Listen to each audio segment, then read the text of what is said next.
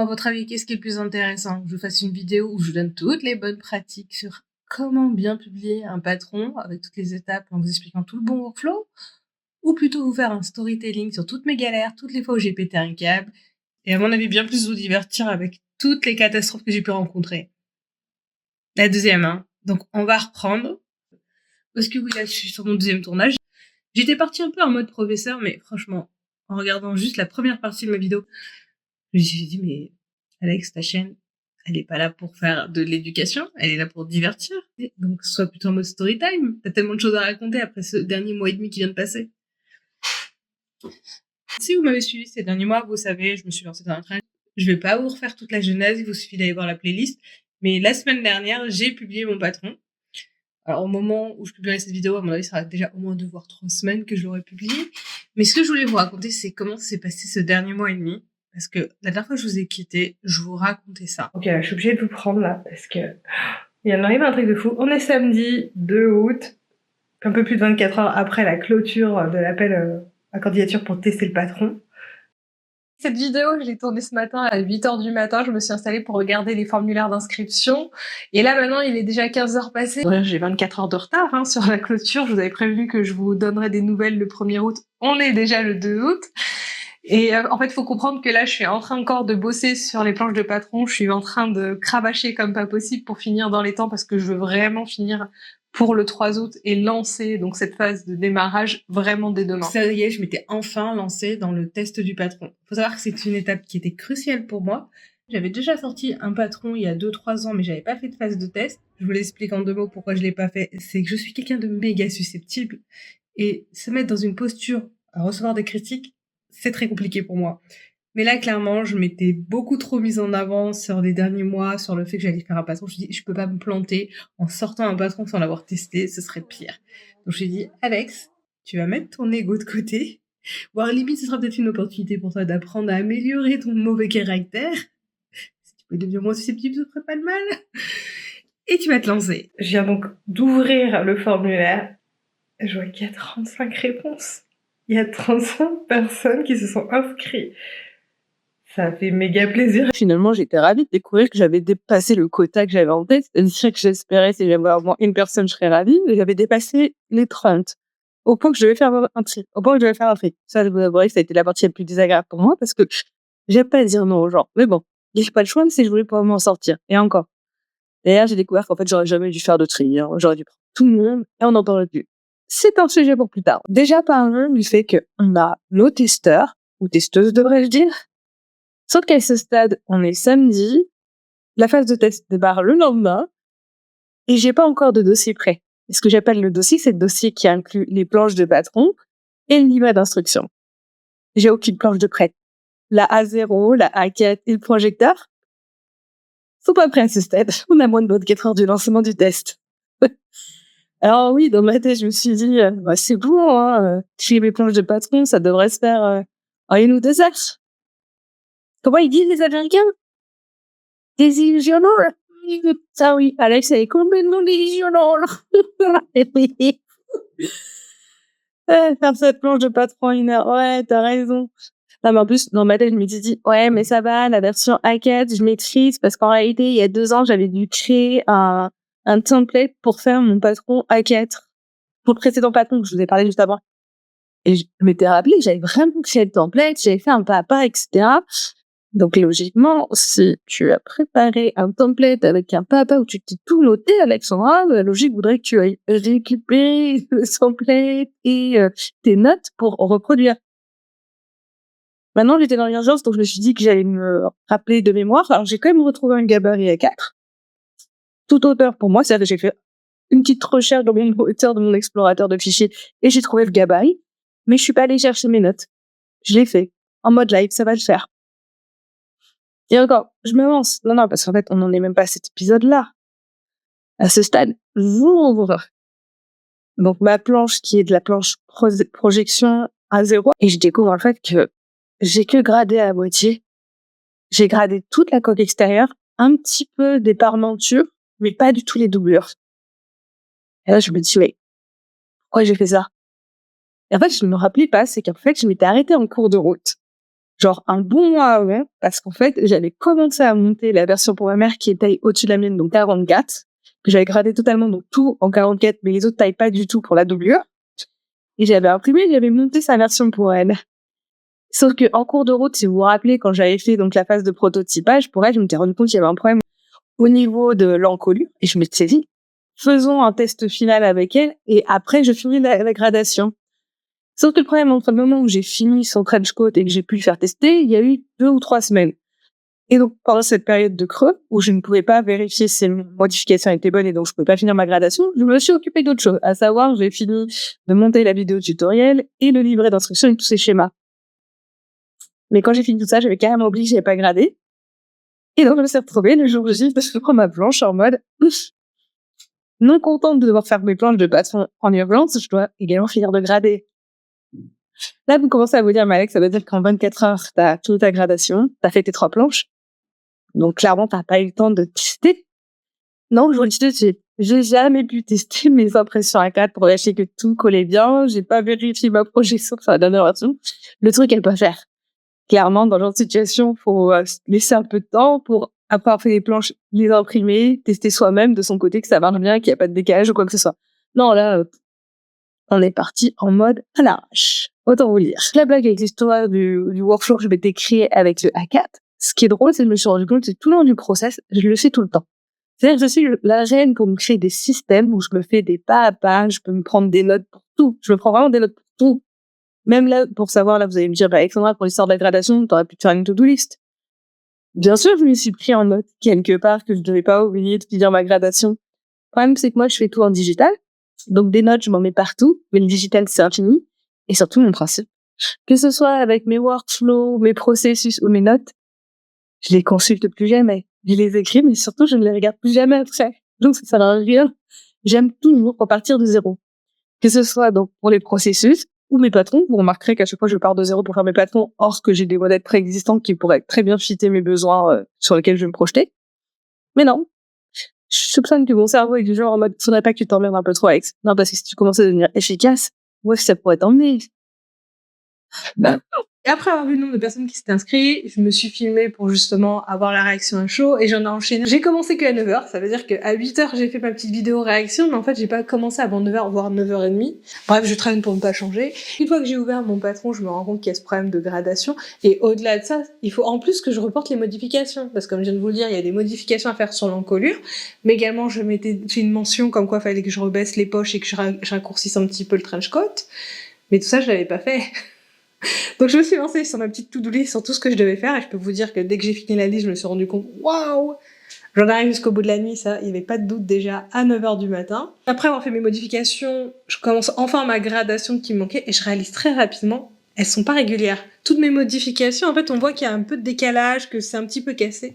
Et là, je me rends compte, en gros, mon workflow, il est pas top. Faudrait déjà que je simplifie mes tracés. Parce que quand vous faites la gradation, vous jouez sur des points.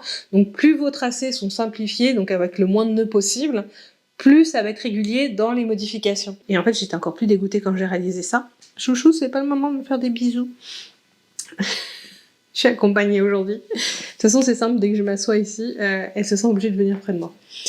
Bref, ce que je vous disais, je disais quoi? Oui, donc en fait, je me suis rendu compte... N'importe quoi, ce chat. Bref, je me suis rendu compte après avoir fini, c'est que cette leçon, elle était même pas nouvelle pour moi. Il y a 2 ans, quand j'ai fait ma blouse Chloé, je m'étais fait la même réflexion. Et je me le suis notée. Et je redécouvre ça 2 ans plus tard en mode, ah bah ouais, bah c'est cool, c'est bien, t'aurais rajouté d'autres, t'aurais gagné un peu plus de temps. Mais bon, visiblement, on n'est pas là pour gagner du temps. N'est-ce pas, ma chouchou? Ah oui, on est là pour les gamins, pas pour le temps.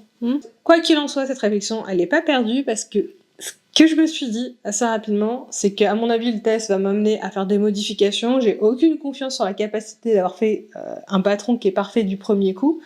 Donc, première idée que je me suis dit très tôt dans la matinée, c'est à mon avis, dans la semaine qui allait suivre, il allait falloir que je travaille un peu mon workflow parce que dans 2 semaines, parce qu'on, pour rappel en termes de timing, on a 2 semaines pour faire le premier test et à partir de là, les retours en termes de correction m'emmèneront à faire des modifications.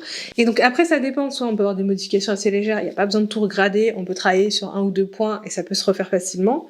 Mais si les modifications sont importantes ou vers l'intérieur du patron, je suis littéralement obligée de tout corriger et donc de tout regrader.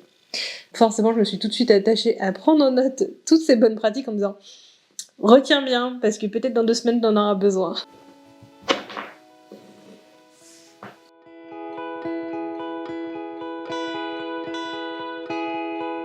Ça y est, je viens enfin d'achever la gradation, il est 11h. C'est-à-dire que j'ai passé de 9h à 11h juste pour grader. Alors j'ai pas tout gradé, j'ai gradé uniquement les doublures, devant, dos et manches. Les parmentures, je crois qu'elles étaient déjà faites. Je dis je crois parce que ça date il y a plus de 2 mois et à ce stade, je suis plus sûre de rien du tout.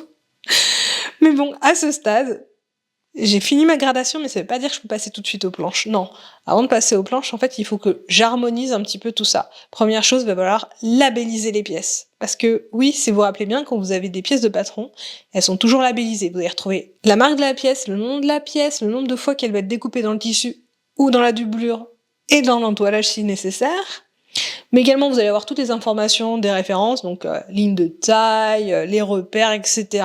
D'ailleurs, en parlant de repères, ça a été une grosse blague, je me suis vite rendu compte pendant que j'étais en train de labelliser, je regardais de temps en temps pour vérifier que les noms que je donnais correspondaient à ce que j'avais mis dans la liste d'instructions, et je me suis vite aperçue que mes points de repère là, c'est pas les mêmes que j'ai sur la planche entre ce que je dis dans mes instructions et ce qu'il y a sur la planche. Bah oui, en fait, pendant que je faisais mes instructions, à un moment, je me suis rendu compte que je passais mon temps à parler de cran. Un coup, j'avais un double cran sur la manche, un coup, j'avais un cran simple sur la manche, un coup, j'avais un cran pour la surpiqûre. Bref, à un moment, je dis, je parle que de cran, mais à ce rythme-là, on va plus s'y retrouver dans les repères. Donc, j'ai pris le parti dans les instructions de les modifier et à certains moments d'indiquer, par exemple, pour la surpiqûre dans la manche, on va voir un petit rond. En bas de la parmenture, on va avoir un petit triangle. Ça, c'est bien joli de le mettre dans les instructions, Alex. Mais bien sûr, j'avais oublié de le reporter sur le patron. Donc, rebelote, me voilà avec une tâche en plus pour harmoniser toute ma planche de patron.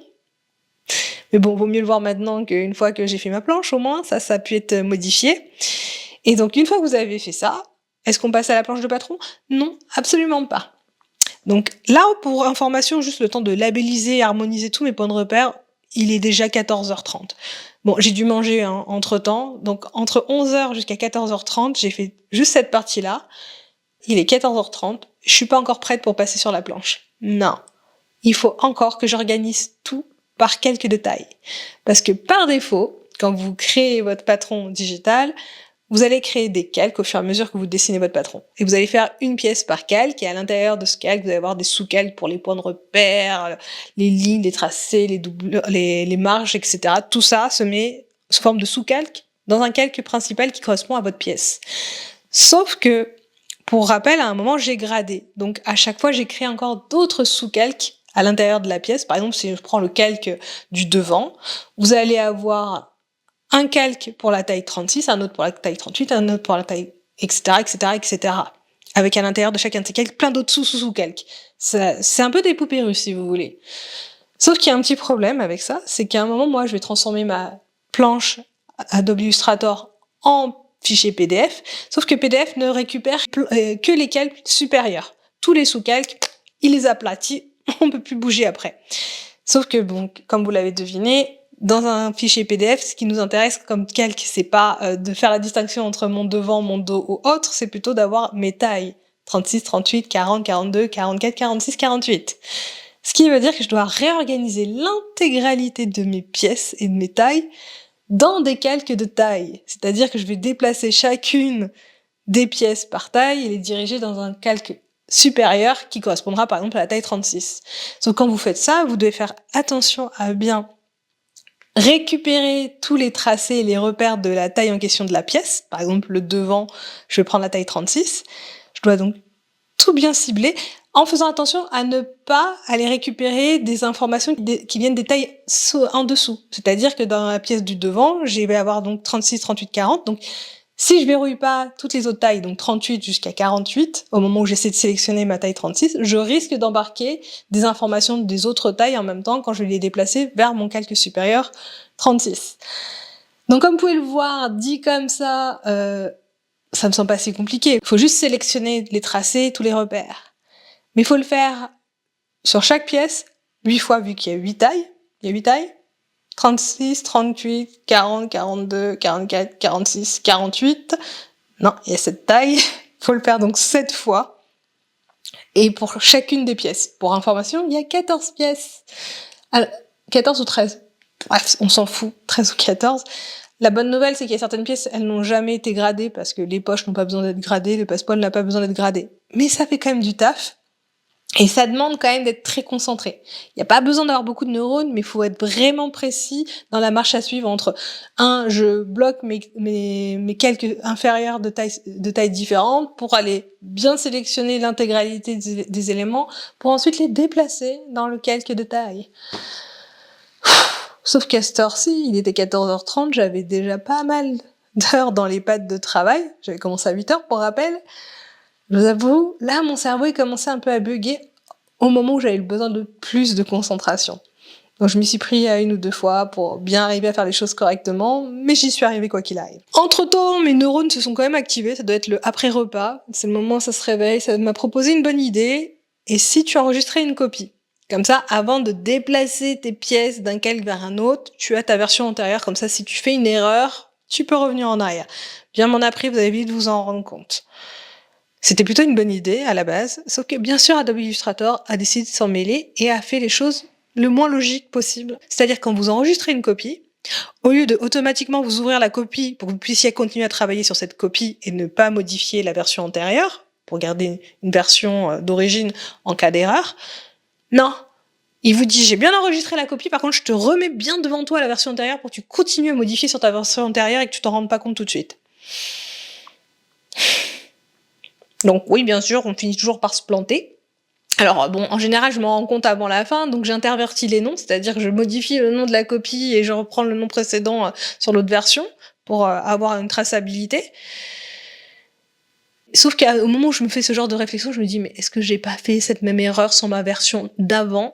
Donc du coup, ma V4, là, sur laquelle je viens de travailler, peut-être qu'en fait, c'était la V3 et qu'il fallait qu'en réalité, j'ouvre la V3 qui correspondait à ma V4 et est-ce que... Bref, il est possible que j'ai fait d'autres erreurs de genre. Bon, après, au pire, on le saura jamais. En parallèle de tout ça, je vloguais. Alors, sachant que déjà c'était bien difficile, que j'avais commencé depuis 8h du matin, autant vous dire, vouloir faire plusieurs choses en même temps, au bout d'un moment, les neurones ne suivent pas et on finit par faire que de la merde. Bah, ça n'a pas loupé sur les différentes étapes précédentes comme vous avez pu le voir. Mais au niveau du vlog aussi, j'ai eu des grosses blagues. 3 ou 4 heures plus tard, je me suis rendu compte que ça faisait plusieurs heures que j'avais enregistré plein de micro-séquences où je donnais des feedbacks en live face caméra. Sauf qu'à aucun moment, je n'avais allumé mon micro. Oh purée les boules!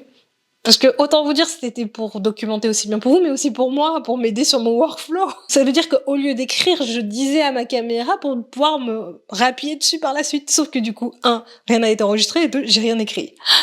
Ah ouais, là, je commence un peu à avoir les boules en me disant, je vais avoir du boulot demain pour retracer tout ce que je me suis dit en séance là. Oh là là, j'ai les boules, je viens de me rendre compte que tout ce que j'ai filmé depuis cet après-midi, ça n'a pas pris en termes de son parce qu'en fait, il était en mode mute. Donc j'ai plein de rushs, j'en ai allé 1, 2, 3, 4, 5, 6 rushs, j'ai pas pris. Je suis dégoûtée. Faudrait que je passe une voix off par-dessus et d'ici là, j'aurais oublié ce que je racontais. Bref. Bref, à ce stade, Alex, elle avait des boules là. Il est 16h47. Ça y est, j'ai fini mon plan de coupe, donc attendez que je me fasse le plaisir de valider. Je vais l'intégrer tout de suite dans mon livret. Il me restera donc plus qu'à positionner pour faire l'impression à A4 et à 0. Alors A0, projection c'est facile, hein. Je le mets sur une taille standard et je l'étale, ça marche très bien. Par contre sur le A4 c'est plus relou. Mais non, je m'étais créé un gabarit, ça devrait être facile si mon gabarit est toujours optimisé. Et ensuite il me restera bien sûr quand même tester l'impression A4 parce que je sais qu'il y a le poids de l'impression n'est pas la même entre la A4 et la projection. La projection je dois faire des traits très épais pour que ça sorte bien à la projection, tandis que la A4 il faut plutôt du fin. Et ensuite, alors le tutoriel vidéo est prêt mais il faut juste que je l'exporte et qu'éventuellement je vérifie que tout est nickel. Et enfin il restera à faire le tri avec les testeurs. Bon, j'avais encore jusqu'à la fin de la nuit, hein, faut pas arrêter là. Ouais, au moins on pourra dire que sur ce point-là j'ai été réaliste. Il est 17h30, ça y est, je vais enfin m'attaquer aux planches du patron. Alors la limite ici, pour moi, c'est que déjà je partais sur un patron qui était assez long. Donc pour rappel, c'était un trench qui fait, je crois, une longueur de 104 ou 114 cm, je sais plus exactement, mais bon, ça reste assez long. Ça veut dire qu'en termes de pages, il y en avait pas mal. Je crois que j'ai débuté, j'étais à une centaine de pages. 100 pages, super, le patron A4. Et ce qui est encore plus chiant, c'est derrière, c'est se dire que, je vous l'ai dit, quand je crée ma trame, je crée une planche en A4 et j'ajoute mes points de repère plus une numérotation alphanumérique. Et je vais la copier-coller, 100 fois donc. Mais je vais me retrouver donc avec 100 planches de travail qui se numérotent toutes en A1. Ça veut dire que je dois me taper manuellement, modifier chaque numérotation, donc en A1, A2, A3, B1, B2, B3, B4, blablabla, 100 pages. Il y avait 100 pages à se faire. Pourquoi je me suis imposé ça, je sais pas. La prochaine fois que vous verrez un patron avec beaucoup de pages, pensez-y. Il n'y a pas que vous qui souffrez. La personne qui a dû créer la planche, elle s'est fait chier aussi. Ça y est, notre plan de travail est enfin en position. Tout est numéroté correctement. Il nous reste la dernière étape. Positionner nos pièces sur le plan de travail et optimiser leur placement pour éviter d'avoir besoin de 100 pages. Et c'est là où je me suis rendu compte que je m'étais plantée dans mon workflow. Vous savez, j'avais tout organisé par taille dans mes calques. Fallait pas.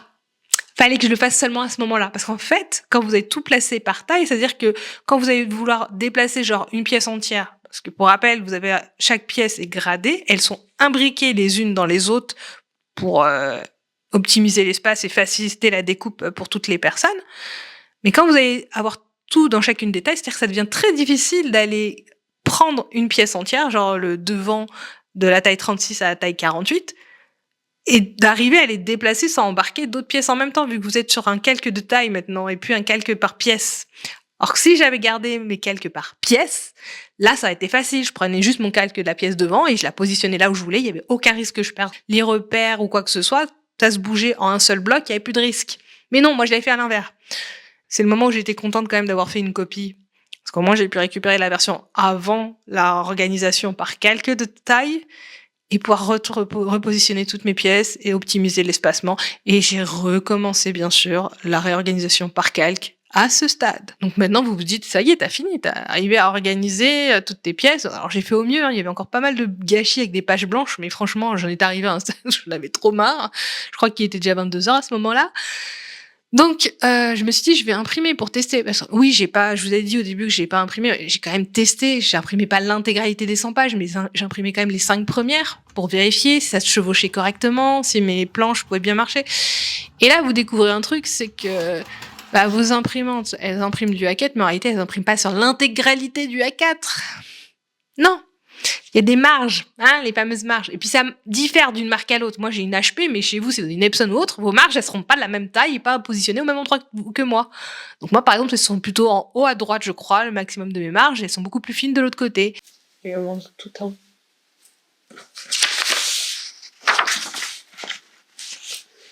Ouais, non, ça va pas. Il me manque des bordures. Je le vois, on voit même plus le bleu. Vous voyez ? Là, je suis censée avoir une bande bleue. On la voit pas. Donc, je suis quitte pour refaire une impression. Yeah! Du coup, je me suis amusée à faire plein de modifications de la taille de mes planches. Donc, ça veut dire que oui, j'ai à nouveau pété toutes mes trames et le positionnement de mes pièces. Ah bah oui, mais si en même temps de 14h à 22h je suis dessus, c'est peut-être pas par hasard, hein. Et donc, le résultat final, c'est de se dire que oui, le plan de travail, il fallait pas le prendre en taille A4, qui est la taille standardisée dans Adobe Illustrator quand vous voulez générer une taille, un nouveau plan de travail, non. Il fallait prendre un truc personnalisé à 80%. Ouais, donc retenez-le, hein. Si vous êtes dans la même situation, un jour vous avez besoin de faire des plans de travail pour imprimer en A4, c'est 80% de la taille A4. Ça fonctionne. Ok, on commence à avoir quelque chose d'un peu plus proche de l'imprimable, c'est-à-dire que ça c'est la version 1, donc clairement ça ne matchait pas du tout, j'avais des gros creux qui me manquaient.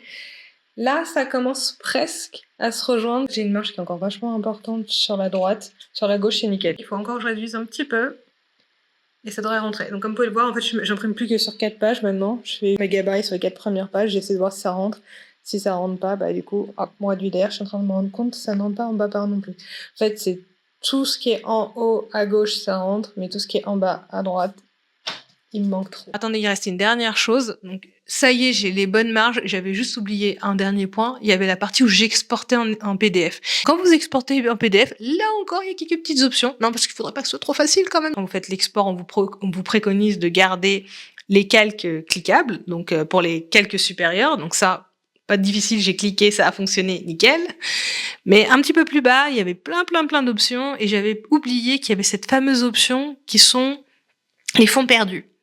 Oui, il faut bien penser à mettre des fonds perdus de 5 mm partout autour de vos plans de travail. Comme ça facilite l'assemblage, parce qu'en fait, ça dépasse en dehors de votre cadre d'impression. Donc, pour rappel, comme vous êtes à 80% de votre feuille A4, ça va aller donc dépasser au-delà de ces 80%. Donc là, vous êtes encore large par rapport à vos marges naturelles de votre imprimante. Et comme c'est le cas également sur l'autre planche, vous allez pouvoir facilement chevaucher parce que vous allez voir les lignes qui vont continuer entre elles. Donc ça vous facilite l'impression quand vous faites ce fond perdu de 5 mm. Voilà, pour la petite histoire. J'avais même pas besoin d'imprimer. J'ai pas fait confiance à cet aperçu, mais j'aurais dû parce que c'est exactement ce qu'il me montre. Si vous regardez de plus près, en fait, la dernière partie de mon encadré, sur la droite et en bas, c'est bouffé. En fait, tout ce qui est imprimé, c'est ce qui est dans le carré violet. Donc j'aurais dû faire confiance, hein. Il me le disait depuis le début. Donc ce que je vais faire, je vais basculer sur Adobe Illustrator et en fait, chaque fois je retravaille mes plans de travail, c'est-à-dire que là, c'est celui-là, je viens de le modifier, donc j'étais à 180 par 255, là je viens de passer à 170 par 245, donc vous voyez, c'était la taille précédente. Et maintenant, je viens de passer, j'ai enlevé 10, donc 1 cm. On verra bien, et puis je réadapterai au fur et à mesure de toute façon. Et je vais me servir de l'aperçu au lieu de m'embêter à imprimer à chaque fois.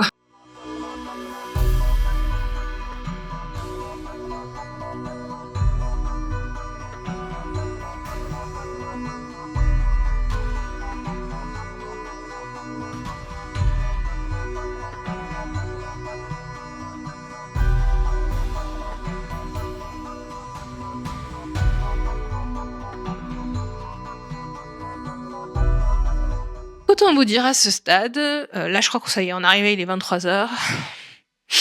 Je peux plus me la voir, ma planche en A4 à ce stade. J'ai enregistré, j'ai fait suite, next.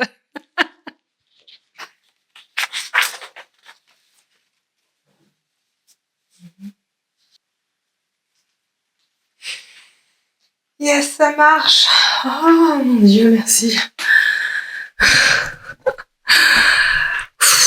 Ça y est, c'est la bonne, l'impression est bonne. On voit bien en fait tous les picots partout.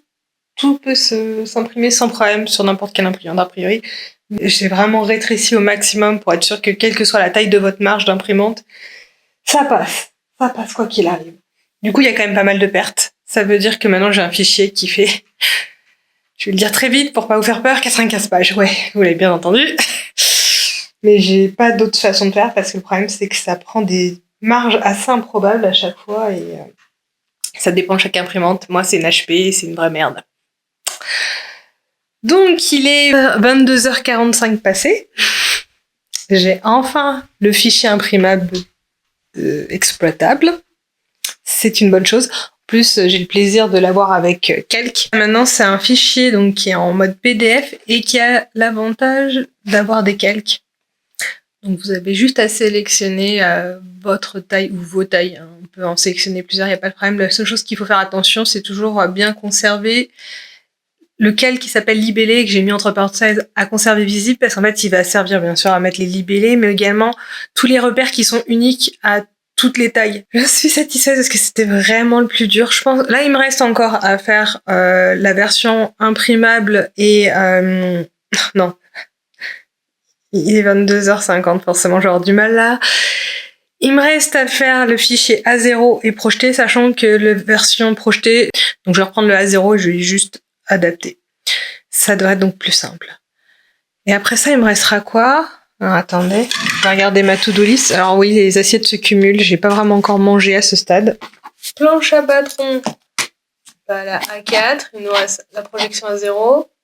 Ça, c'est fait, indiqué dans les vrais plans de coupe, métrage, tester l'impression, j'ai testé la 4, la projection, pour être très honnête, je vais la tester avec vous en live, je pense, à partir de cette semaine. Finaliser la vidéo, elle est pratiquement finie, mais il faut quand même que je la charge un moment.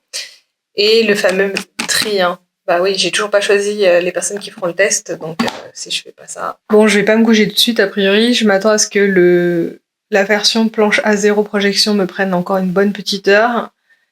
Et après, faut que je finalise la vidéo tutoriel et que je fasse le tri. Je m'attends à me coucher à 21h du matin, là. Ah, ma petite Alex, tu vas aller bien au-delà de 1h du matin, je peux déjà te le dire. Oh là là, j'ai vraiment plus les yeux en face des trous, et j'ai l'impression que ma caméra est comme moi en train de me fatiguer. Il est 1h25 du matin, je suis explosée, mais ça y est, je viens de finir le dossier pour les testeurs. À savoir que j'ai le livret d'instructions finalisé, transformé en PDF. J'ai les 3 patrons j'ai le patron sous 3 formats, A0, A4 et projection. Pour être très honnête, autant la version A4, j'étais tellement éveillée quand je l'ai fait, donc je suis à peu près sûre qu'il est fiable.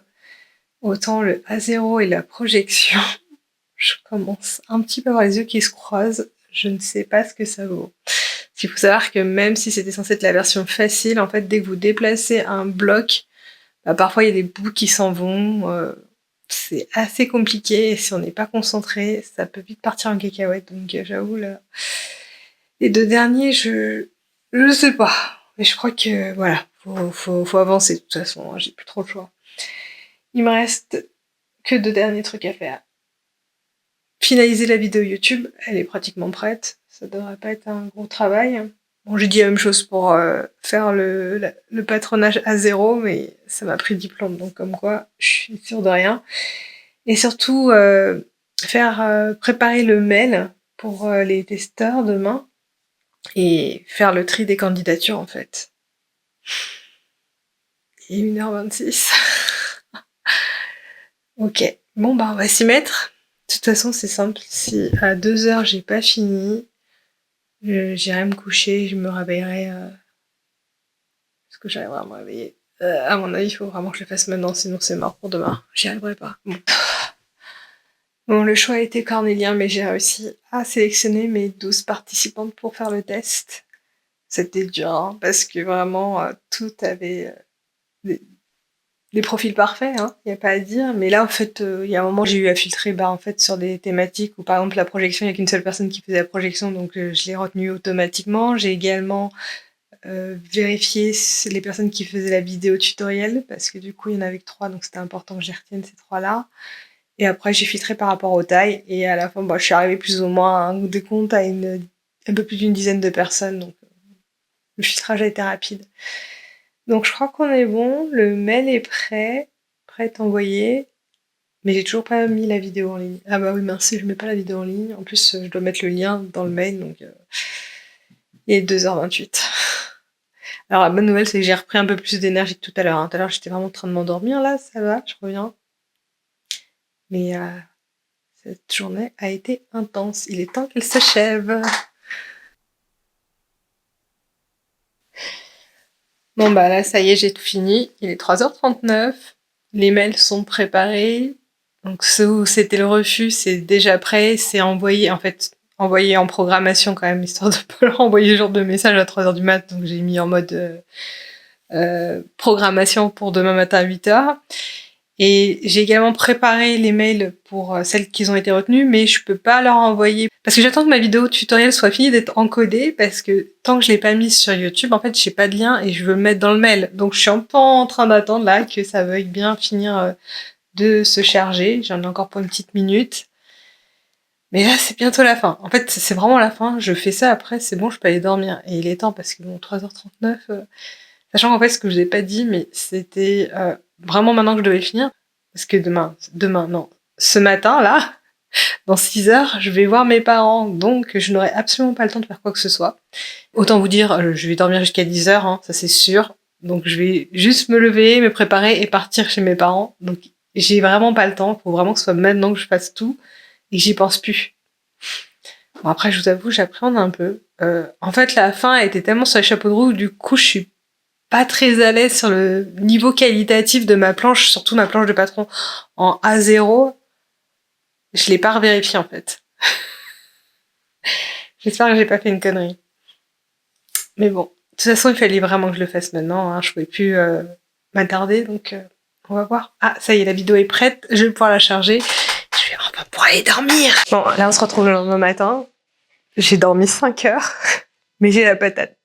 C'est étonnant parce que je suis plutôt partie de la team dort beaucoup, mais là je crois que je suis portée par les endorphines en fait. Hier soir c'était pareil, quand j'allais me coucher en fait j'étais un peu euphorique parce que vous savez quand vous avez l'impression d'avoir surmonté une épreuve que vous pensiez pas être capable, un peu une montagne et que vous l'avez surmontée, vous avez ce moment d'endorphine. Bah, c'est exactement ce qui se passe pour moi, je suis en mode extatique parce qu'effectivement j'ai surmonté ma montagne.